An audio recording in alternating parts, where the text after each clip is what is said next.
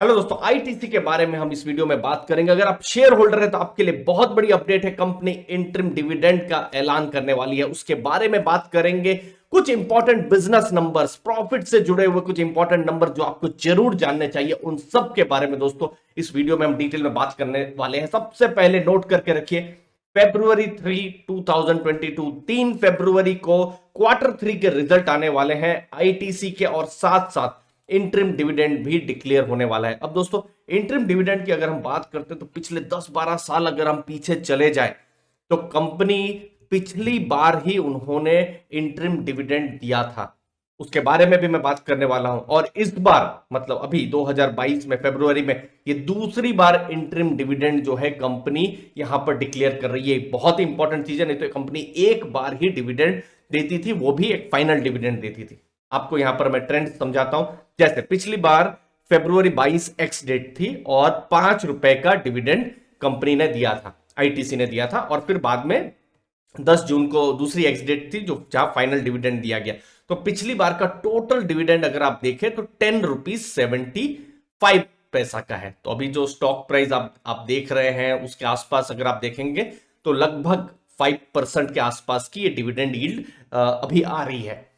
फिर आप पुराने डेटा अगर आप देखते हैं तो ₹10.15 का इससे पहले का डिविडेंड था, लेकिन सिर्फ एक बार ही डिविडेंड होता था। जैसे मैंने कहा, इंटरिम डिविडेंड तो पिछली बार से ही हुआ, ₹10.15, फिर ₹5.75, ₹5.15 2018 में, फिर 2017 में ₹4.75। अब देखिए, जब डिविडेंड इतना जंप हुआ है तो इसका एक रीजन भी है कि कंपनी ने अपनी डिविडेंड पॉलिसी, मुझे याद आता है ये कोविड जस्ट आया ही था, फरवरी मार्च 2020 की बात है, उस समय वो जो डिविडेंड पॉलिसी उन्होंने चेंज की थी, वो डिविडेंड पॉलिसी क्या थी कि जो भी वो प्रॉफिट कमाएंगे, पैट प्रॉफिट आफ्टर टैक्स, उसका 80 से 85% वो पे आउट कर देंगे। तो वही 2020 का आप देख सकते हैं, तो 82% था, 82% जितना भी प्रॉफिट उन्होंने कमाया।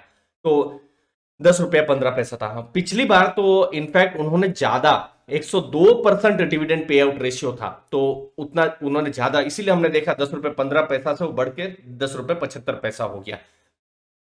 अगर आप हिस्टोरिकल देखें तो ये जनरली 60 से 70% के बीच में डिविडेंड पे आउट रेशियो रहा है। तो एक डिविडेंड के लिए कंपनी ने अपना मीडियम टर्म के लिए अपनी एक पॉलिसी बनाई है कि भाई हम अगर ₹100 कमाएंगे तो ₹80 से ज्यादा, 80 से 85% हम प्रॉफिट्स हम डिविडेंड में दे देंगे। पिछले साल इनफैक्ट उन्होंने ज्यादा भी प्रॉफिट दे दिया था। तो बिल्कुल इंटरेस्ट रहेगा इस बार कितना डिविडेंड रहेगा, कमेंट सेक्शन में आप बताइए, हम भी इसका इंतजार करते रहेंगे। चैनल को तो जरूर सब्सक्राइब करके रखिए, टेलीग्राम ग्रुप जो है उसको भी जान के रखिए। अब ये इंपॉर्टेंट बिजनेस नंबर्स, अब देखिए ये Q2 का नंबर है, मतलब जुलाई से सितंबर। हमको बहुत आसानी होगी जब भी ये रिजल्ट आएंगे, आपको भी पता चलेगा किस हिसाब से रिकवरी हो रही है या नहीं हो रही है।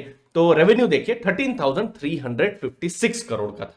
अब ये मैं 21 वाला डेटा नहीं लेता हूं, कंपनी ने 2019 का जो जब प्री कोविड जो डेटा है वो भी कंपनी ने शेयर किया हुआ है। ये आप मान लीजिए 2019 का ये जो डेटा है जुलाई से सितंबर का डेटा है, तो 11,750 करोड़ से रेवेन्यू 13,356 करोड़।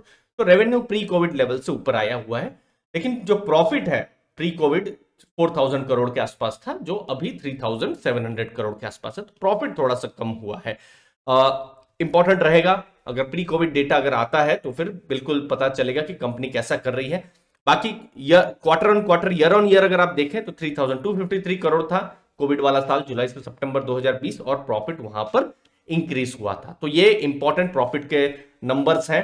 कंपनी ने Q2 में, बहुत सिंपल मैं बताऊं, 3,700 करोड़ का प्रॉफिट किया है। ये एक बहुत बड़ा इंपॉर्टेंट नंबर है। प्रॉफिट कहां से आ रहा है, तो पहले रेवेन्यू को समझते हैं, कहां से रेवेन्यू आ रहा है, कंपनी क्या बेच रही है और उनको पैसा मिल रहा है। सबसे पहले तो जो उनका तंबाकू का जो बिजनेस है, सिगरेट का है, 5,642 करोड़। फिर अदर्स, एफएमसीजी अदर्स, जहां पर जो ब्रांड्स जो उनके आ गए, एफएमसीजी के जो ब्रांड्स आ गए, विविल आ गया, या फिर आशीर्वाद आटा आ गया, ईपी नूडल्स आ गए, तो ये सब तो 4,036 करोड़ का। Hotels 295 crore, agri business 2,776 crore, और पेपर बोर्ड 1,830 करोड़। तो टोटल 14,579 करोड़ का उनका रेवेन्यू हुआ। लेकिन कमा के कौन दे रहा है? 5,642 करोड़ सिगरेट का बिजनेस, लेकिन कमा के अर्निंग बिफोर इंटरेस्ट टैक्स देखिए लगभग 70% वहीं से ही आ रहा है। तो इसीलिए चाहे कितना भी हम क्रिटिसिज्म हम सुनते रहते हैं, तंबाकू का बिजनेस वो, लेकिन cash flow high margin business अगर आप देखें तो उन्हीं का ही है। आप देख सकते हैं 5642 करोड़, और यहां पर, और अब जो एफएमसीजी का बिजनेस है जो मैंने ब्रांड्स बताए 4000 करोड़ का बिजनेस है, लेकिन 272 करोड़ ही FY22 में ये बिजनेस आया हुआ है, जो कि लगभग अगर आप मार्जिन देखें तो उतने ज्यादा नहीं है जितने कि जो सिगरेट बिजनेस के। बाकी होटल्स के बिजनेस को फर्क पड़ा ही है। एग्री बिजनेस अगर आप देखेंगे और पेपर बोर्ड्स देखेंगे तो उनका भी अगर परफॉर्मेंस जो है इनफैक्ट एफएमसीजी बिजनेस से ज्यादा है। आप ये भी चीज ध्यान में रख सकते हैं दोस्तों। तो ओवरऑल अगर आप कंपनी की बात करें तो हमने देखा कि जो जो टोटल प्रॉफिट्स हुए हैं यहां पर 3700 करोड़, जो हमने थोड़ी देर पहले बात की। एक और नया बिजनेस जो बिल्कुल अभी धीरे धीरे पकड़ रहा है वो है आईटीसी इन्फोटेक का बिजनेस। अगर आप प्रॉफिट्स की बात करें तो ये प्रॉफिट अगर 6 महीने का देखें, मतलब अप्रैल से लेकर सितंबर का, तो 306 करोड़ का प्रॉफिट है, 21% का मार्जिन। अभी मैं रिजल्ट देख रहा था जैसे कि HCL का रिजल्ट या फिर बड़े बड़े इन्फोसिस, सबका रिजल्ट, तो सबके रिजल्ट मार्जिन जो है उनके आसपास ही। हाँ, इन्फोसिस उन लोगों के थोड़े से ज्यादा मार्जिन है, बट 21% का मार्जिन है, जो मुझे नहीं लगता कि बिल्कुल आउटलायर मार्जिन है, आसपास ही मार्जिन है। प्रॉफिट बिफोर टैक्स आप देख सकते हैं 28% है। तो ये सब कुछ इंपॉर्टेंट नंबर्स हैं, मतलब 1445 करोड़ का ये रेवेन्यू है, तो उसमें से 300 करोड़ बिल्कुल प्रॉफिट। तो ये भी एक अच्छा बिजनेस है जो जिस पर बिल्कुल नजर रखी जा सकती है। बीच बीच में रूमर्स भी उड़ते रहते हैं कि, लेकिन वो रूमर्स ही है कि इसकी लिस्टिंग होगी, लेकिन मुझे नहीं लगता उस पर आपको बिल्कुल भी ध्यान देना चाहिए। फिलहाल जो इंपॉर्टेंट जो बिजनेस है जहां से रेवेन्यू या फिर मैं कहूं प्रॉफिट्स आ रहा है, तो वो सिगरेट का बिजनेस है जो डेटा बता रहा है। लेकिन क्या एफएमसीजी का बिजनेस खराब कर रहा है?